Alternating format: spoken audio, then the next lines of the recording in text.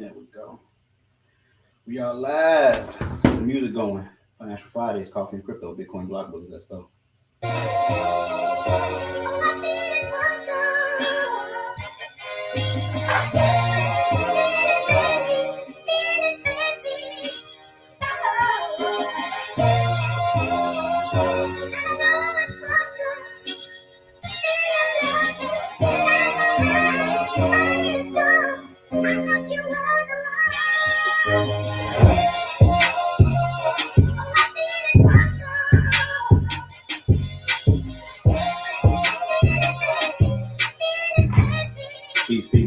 Peace, family. How's everybody doing out there? Welcome rising to the multitude. Those that are checking in on Instagram, as well as those that may be checking in on YouTube. Top of the top, Marlon. What's going on? Peace. Brother Marvin, peace. What's going on? Miss Sydney, Kay Parker, Scotty Scott, Brother Justin, Veronica Ivy. Veronica? I think it's Veronica Ivy. Swollen. Tone from Chicago. Peace. Give it a couple of minutes and let people go ahead and tune in. Turn the music down. I don't want to drown me out too much on YouTube. So turn it down a bit. Okay, cool. I'm glad I pronounced it correctly. No doubt, Miss Sydney. Peace and love. Yes, happy Fridays. Happy Juma. Shaheen, what's going on? Salam alaikum. Give it a couple of minutes and let people tune in so they can catch today's show with Coffee and Crypto with the Bitcoin Block Bully. Now we got Alaska checking in. Peace. What's the temperature of Alaska right now? I wonder what it is compared to Chicago. But no, salute for checking in, though. I appreciate you.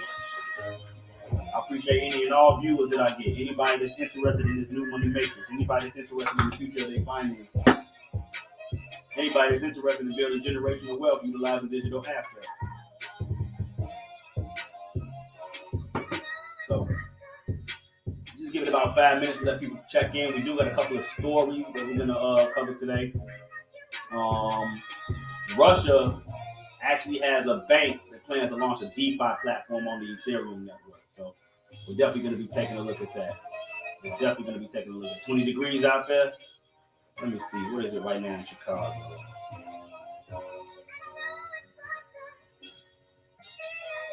This is what it is in Chicago right now. Wait, what? Negative 16 degrees Celsius? Wow. Yep, these are the temperatures over the next couple of days. This is Friday.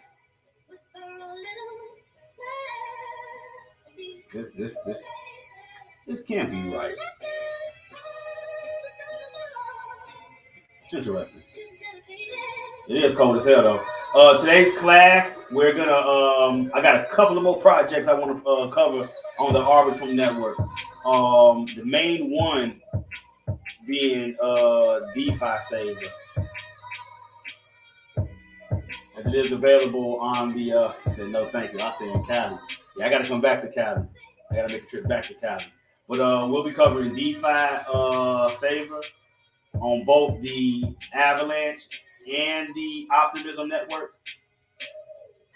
Remember, Optimism will or should be giving up another airdrop for individuals that are utilizing the network. So we are going to cover that.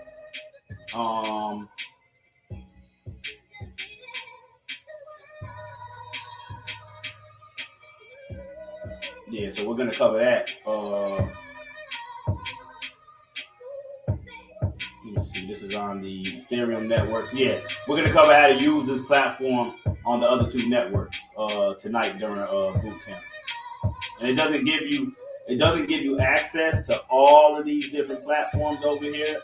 Really, it depends on what network you're using. Really, it depends on what network you're using. So we're going to cover this project tonight and a couple of other projects. So just finishing up. Not even finishing up. There's so much to go over just on the Ethereum virtual machine. But I do want to get to other blockchains. I definitely want to cover the Polkadot blockchain, the Solana blockchain. What else did we download? Thorchain. You know what I mean? But it's a lot to cover just on the Ethereum virtual machine. Tonight we're going to be covering DeFi Saver and a couple of other projects, closing it out. Going through a couple of more airdrop possibilities as well, outside of the norm of what we're looking for.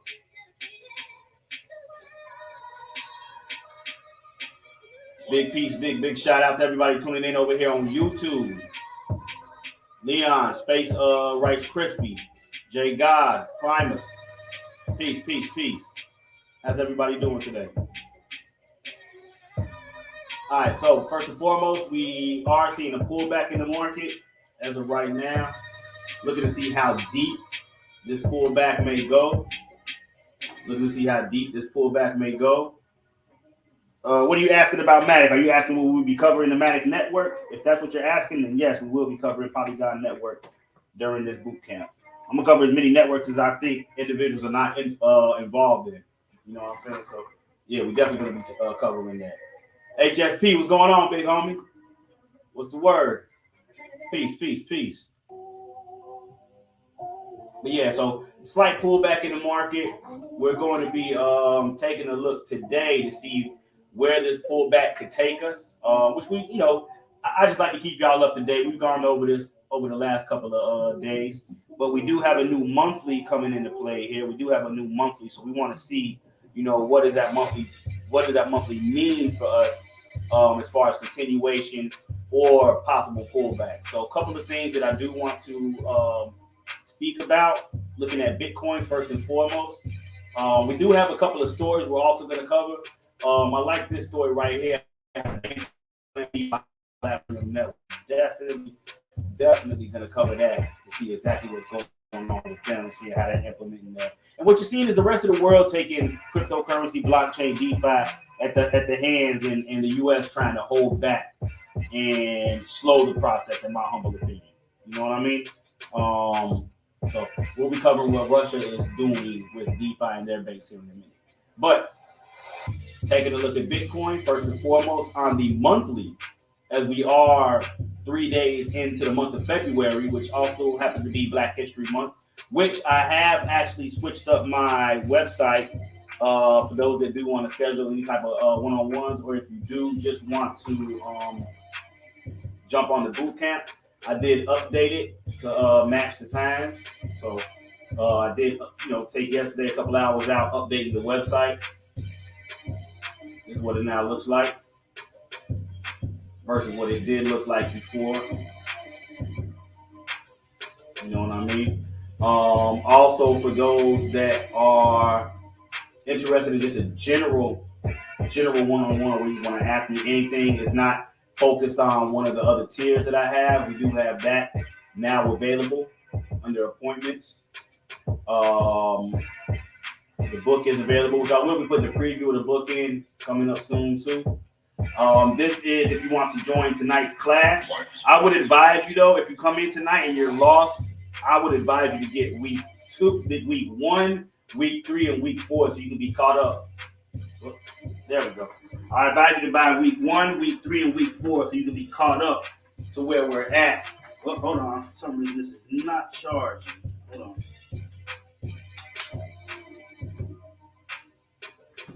Let me see why it says charging.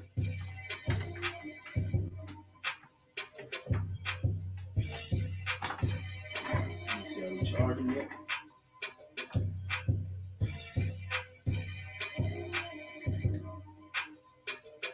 For some reason, this is charging. Hold on, y'all. Trying to make sure we have a charge over here. Let me see. Let me lower this down.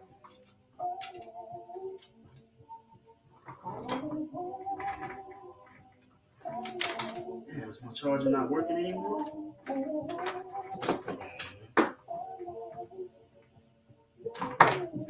Hold on, y'all. Hold on. Let me see what's going on with my charger.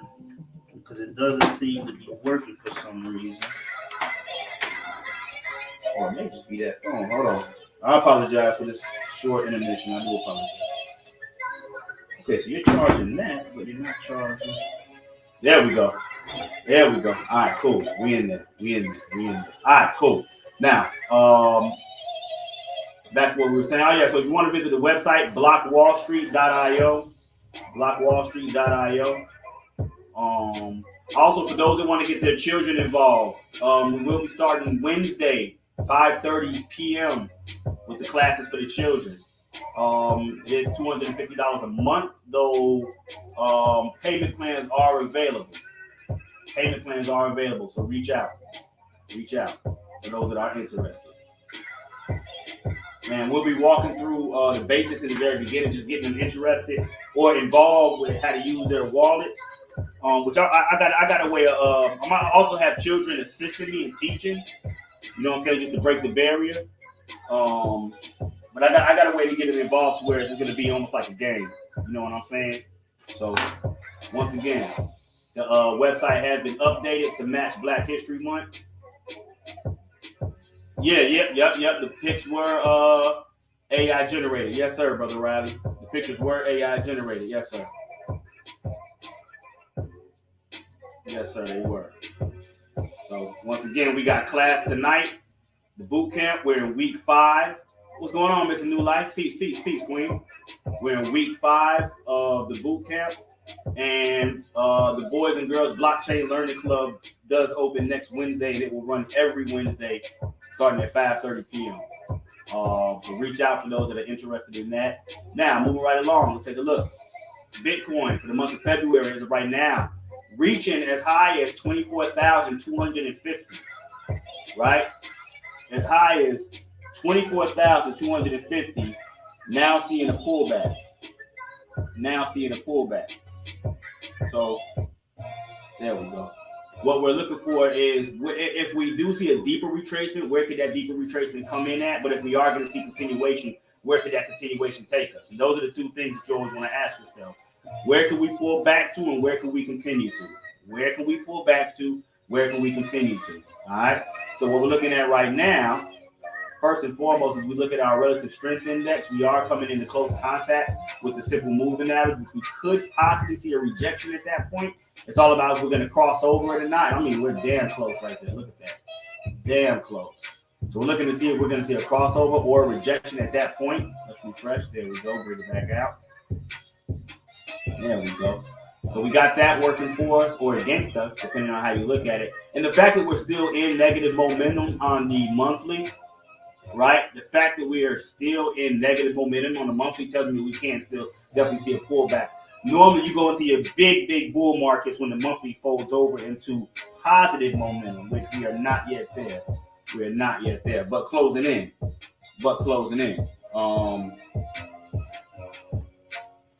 Now, another thing you got going for you is the fact that we closed last month shy of the 23.6, which is 23,209.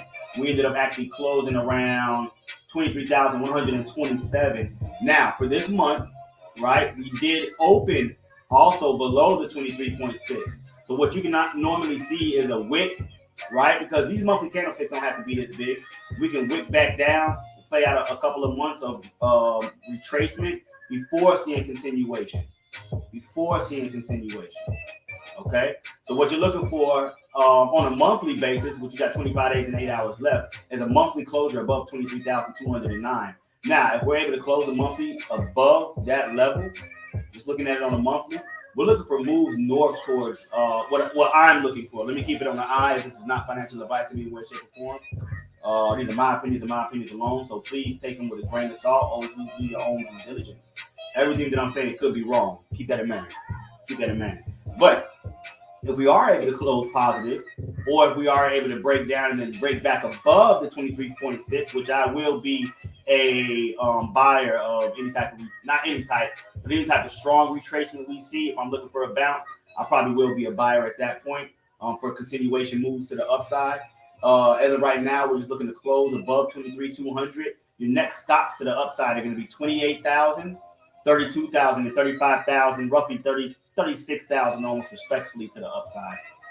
Remember, this is a monthly candlestick, so don't look for none of this shit to happen tomorrow or the next day, y'all. This could take a couple of months to play out.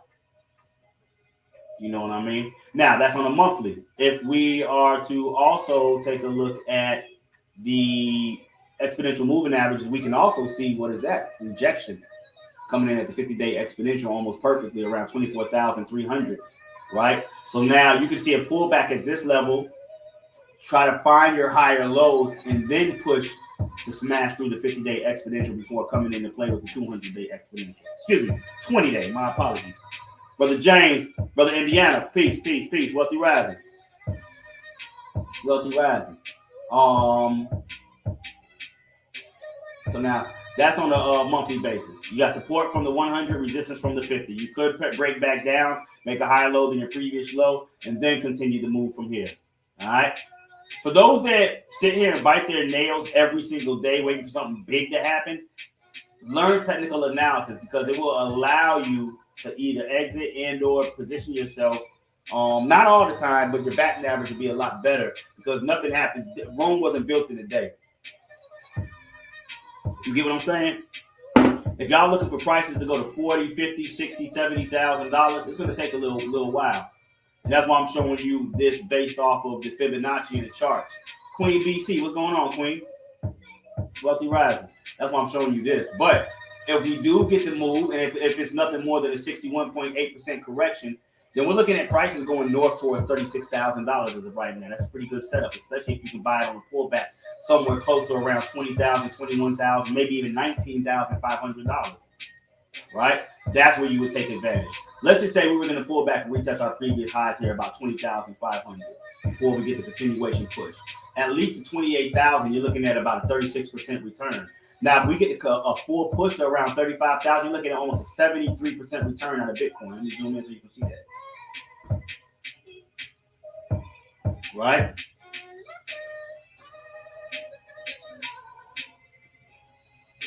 So it's all about positioning yourself in the best possible position. Now that's Bitcoin on the higher time frames. We start breaking this down lower time frames. Interestingly enough, on the 3-day, we're seeing rejection where at the 100-day exponential moving average. Look at that green line just came through and just sliced right across their head. Just almost like the little hat that Liu Kang, no, it wasn't Liu Kang, Shang Tsung, whoever used to throw it out on Mortal Kombat, he used to throw that hat out. No doubt, Queen. No doubt. I'm appreciative of everybody that's tuning in to get the information. You know what I'm saying? As I tell people a lot of times, y'all help me stay on the straight and narrow. You know what I'm saying? And not go back to a life of crime. So I love doing what I do. As of right now, you're seeing rejections at the 100-day exponential, which come in at $23,757. You're at $23,680. A deep retracement that has you pulling back to about $20,500, which is where your convergence of the 20 and the 50-day exponential moving averages are. Now, if we wanted to try to do a little bit more critical correction, right? And let's just say we used our previous low here because we did have a rally, a pullback. Let's use our previous low here, and then we'll pull it to another low. Now, what we're looking at, I like how that convergence of the 20 and the 50 coincide with the 50% retracement level, which is about 20,300. So my eyes would definitely be glued at the 50% retracement as a possibility, right? That's 20,000 around 20,004, 20,500 to the downside. Now, if we're just looking to come back and retest our previous highs, you do have, let me pull this in so that the Instagram can see it.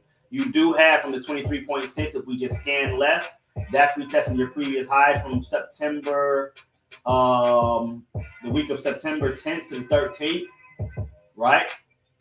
And that was Friday the 13th. This is actually the day that we did. Was that Friday? No, that wasn't Friday the 13th. That was, never mind, that was January Friday the 13th. Scratch that. But that's your previous highs from September. Your 38.2 Fibonacci retracement, if we just scan left, are your previous highs from the FTX dump, right? So any one of these levels are fair game, meaning we can only pull back to 22.4, possibly 22.2, more than likely 20,003 to 20,005. Now, always remember, technical analysis is not etched in stone. This could just as easily continue pumping from here, and I look for it to go north towards after we cross $25,000, $28,000 if we were to continue to pump here. But because of certain things that I'm starting to see on certain time frames, we do see a slight bit of possible bearish divergence starting to form on the 3-day. If we break it down on the daily, we do have a deep level of bearish divergence going on here between your RSI and your price. And you're moving average convergence divergence, so your MACD and your price, which is showing deeper signs of negative momentum. you are showing deeper signs of negative momentum. And you got a bearish crossover. So these are the reasons why I personally, me, keeping it on the eye, am and are looking for possible pullbacks. Now, interestingly enough, look at how these moving averages coincide with these lower levels of fibs. Your 20-day, red line to red line, coinciding with your 23.6, which is about $23,400 for the first pullback. Your 200-day coinciding with your 38.2, which coincided with your previous high here, with the 20-day and the 236 coincide with your previous high here as well. And then the 50-day exponential moving average coincides with your 50% Fibonacci retracement level. So these three levels to the downside are definitely interesting price levels to keep in mind. Once again, that's 22.4, 22,388 to be exact. I'm rounding it up. $21,232 and 20,300 to the downside as we look for possible pullback levels to take advantage of.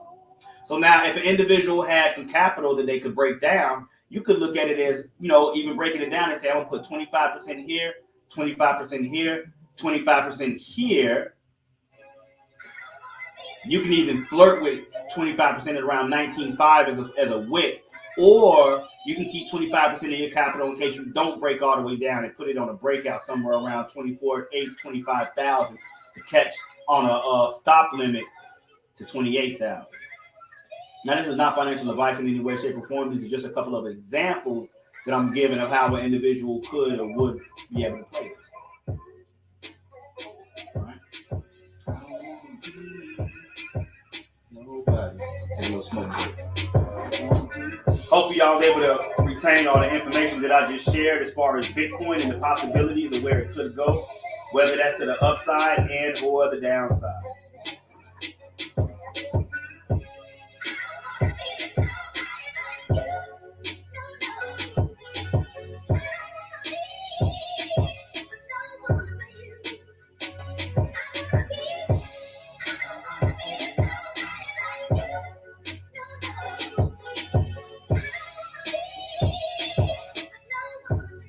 Continuing right along, let's go ahead and take a look at some of the stories that we got coming up for today.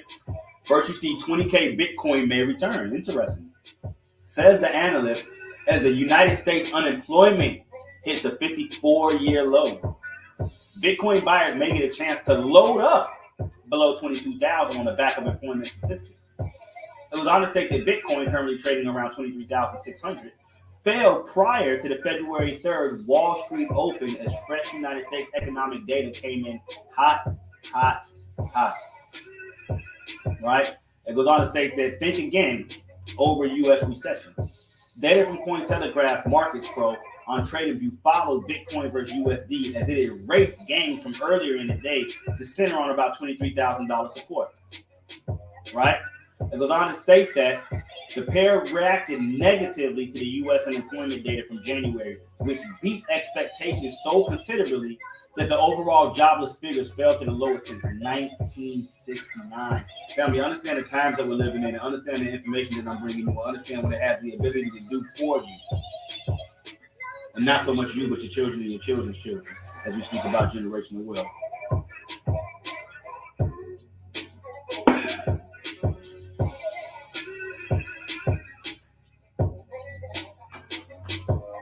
It goes on to state that non-farm payrolls data likewise outperformed, while average hourly earners conformed to forecast a 0.3% growth. Hughes beating the NFP Popular Analytics account TED Talks Macro responded on Twitter. If y'all watching this, look up MicroStrategies and see what you think. Oh yeah, you talking about Michael Saylor? Michael Saylor, if I'm not mistaken, Michael Saylor runs MicroStrategy. Is that Michael Saylor? Hold on. Michael Saylor, That might be Michael Saylor. Yeah, that is MicroStrategy. Unless you're talking about MicroStrategies. I don't know what you're speaking about. But you might be talking about MicroStrategy, the company. It goes on to state that Bitcoin's cold feet. Where were we at? There we go. Returning to predictions from the day prior, TED Talks Macro eyed a potential opportunity to increase Bitcoin exposure. Given the latest come down, which it said could take BTC USD all the way to 20,000. An opportunity to reload on this news potentially, a further tweet added. Bitcoin's cold feet come from the implication that a stronger than forecast labor market allows the Federal Reserve to maintain tighter, less liquid monetary conditions for a longer period of time. U.S. economy sliding into a recession, we'll think again, at least not in the near term, economist and analyst Jan Wolstenfield continued. As Cointelegraph reported, $25,000 Bitcoin now crowded trade. But it says, as Cointelegraph reported, the Fed raised interest rates by 25 basis points this week, or 0.25% this week, in line with almost all expectations, while Chair Jerome Powell caused excitement by using the term disinflation in accompanying comments, right? It goes on to state that BTC USD does spike above 24,000 for the second time in as many days, with market participants still hopeful of a trip to 25,000 before more significant retracement. BTC has had a clean breakout above its macro downtrend line, and a backtest investment research source Game of Trade stated. Popular Trade Crypto Tony nonetheless acknowledged that the target may no longer materialize. 25,000 is my main target, but I am seeing now a lot of people asking for this, and it is accompanying a crowded trade, he wrote in part of a flash update on the day. So remember, we were just looking at 25,000 as being a possible target to the upside before further continuation at 28, but that is only if and only if we can take out 25 and find some type of daily support above that level. Me personally, in my humble opinion, and it's only an opinion, I'm looking for a pullback. Now, as we go on into further stories, we go on to see that Russia's Sberbank plans to launch a DeFi platform on Ethereum. DeFi ecosystems are able to displace the traditional market of banking services. Sber's blockchain lab product director Konstantin Clemento said. It goes on to state that Russia's largest bank. Okay, I didn't know that was the largest bank. Russia, I'm gonna collect this as an NFT. If you want to learn how to collect this as an NFT, all you do is collect this as an NFT. It's some other ones that I want to get to. You would connect your wallet, like so, up here in the right-hand corner, and then you would pay. And they do have the ability to pay, if I'm not mistaken, in Matic, because it is on the Matic network. So you would pay in Matic. I'm not going to connect my wallet live right now, but I will probably come back and mint this as well as a couple of other NFT stories or stories as NFTs. Now, how many of y'all knew that? It goes on to state that Sber expects to launch open trials of its DeFi platform by May 2023.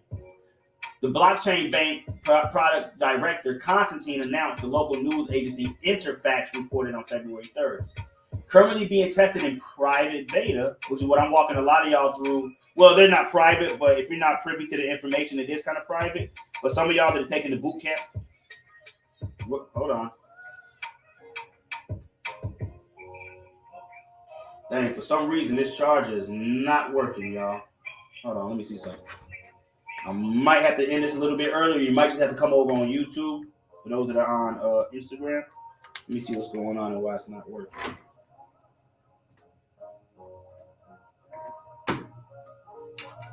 Okay, there we go. There we go. We got a little power. All right. It goes on to state that currently being tested in private beta, the bank's upcoming DeFi platform will be fully open by the end of April, enabling users to conduct the first commercial transactions. I can tell y'all this is all about commerce. If you're in the secure party creditor information, but you're not looking at how to utilize the blockchain, you out the loop. Anyways, they're going to be able to conduct their first commercial transactions. The executive noted that the blockchain platform will be compatible with the Ethereum blockchain, allowing customers to use major wallets, such as MetaMask, to move their assets. Clemento also noted that users will be able to transfer their assets from other platforms. Now, I've been saying this for the past 5-6 years, that the protocols, the software that we are using are going to be utilized in tomorrow's banking system. I've been saying this for the longest. And now you're seeing it come to fruition. The blockchain executive stated that Sberbank's DeFi platform aims to become a prime DeFi ecosystem in Russia. He also expressed confidence that the DeFi systems are able to displace the traditional market of banking services. The announcement comes in line with the bank's previously disclosed plans to enable DeFi applications on the bank's infrastructure. In November of 2022, the bank announced a set of new features for its proprietary blockchain platform, including compatibility with smart contracts and applications on the Ethereum network. It appears to be unclear whether the upcoming platform is going to be regulated because Russia is yet to become with the digital currency platform. According to Anatoly Askavov, the head of Duma's Committee on Financial Market, Russia will definitely adopt crypto regulations in 2023. Russian oligarchs all in on these? Hey, maybe. You may want to find a way to set up some type of automated system that allows you to invest in Ethereum, almost like what I'm going to be walking the people through tonight during the boot camp. So you maybe undervalued right now as we look, forward 5-10 years ahead. It goes on to state that, as previously reported, the bank was struggling to launch some blockchain tools over the past few years due to multiple delays of registration by the Russian central bank. Originally expecting to launch its digital asset issuance platform in 2021, the bank eventually received the Bank of Russia's approval in spring of 2022. The Russian government is the majority shareholder in the bank, holding 50% of plus one share. On February 2nd, Alfa Bank, one of the largest private banks in Russia, became the fourth financial institution in the country allowed to issue digital assets alongside Sberbank, the state-backed tokenization platform Atomize, and fintech company Lighthouse. I keep telling y'all, the future will be tokenized. With that being said, let's go ahead and take a look at Ethereum and see what's going on with ETH. Ethereum seeing a nice bump up right now, coming in at around 1660. Trading in at around 1660. In the day, we got 7 hours and 8 minutes left in the 24-hour day as of right now. What I'm looking to see out of Ethereum, as you can probably see, is a close above, with at least a 24-hour candlestick closure above with a follow-through candlestick, 1650, and then finally taking out $1,700. Beyond that, what I'll be looking for is a move north towards $2,000. But what I'm actually seeing is a pullback come into play. As we do have bearish divergence. We do have a rejection coming in below the SMA. We do have negative momentum actually being played out. But what can happen is that you can start playing out negative momentum and then get another wave of negative momentum a lot deeper than the first time. So we're not out of the woodworks yet. So with Ethereum, what I'm looking for is pullbacks coming in at 1650. First taking out your $1,600 psychological level to 1550. Then below 1550, $1,500 almost even. And below that level, I'll be looking at coming into contact with the 382, which comes in at around 1450. KSM, go crazy. Should I create an app that allows users to gain ETH for learning or doing some type of exercise? Absolutely. That'd be neat. That would be neat. This beat the shit too. I can't wait to write to this. KSM, go crazy. Now let's look at the upside potential with Ethereum. KSM, I like this one. Look at the upside potential.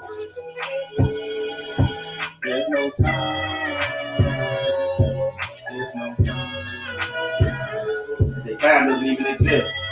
If you listen, time doesn't even exist. Let's take a look at Ethereum real quick. In fact, looking at ETH versus Bitcoin, I gave this short to the New Money Matrix Discord a while back, and we were looking for about a 7.24% loss as a possibility to the upside. We did not get that, so you now are in the money. For anybody that is part of the Discord that does remember this call versus Bitcoin, looking for a retracement, right? Looking for a retracement. This did pull out or play out as of right now. And this is Ethereum versus Bitcoin. Now take a look at Ethereum versus USD. Here we go. Let's get rid of that. Let's get rid of that. And let's put it up, open it up on a macro level. KSM, I like this one.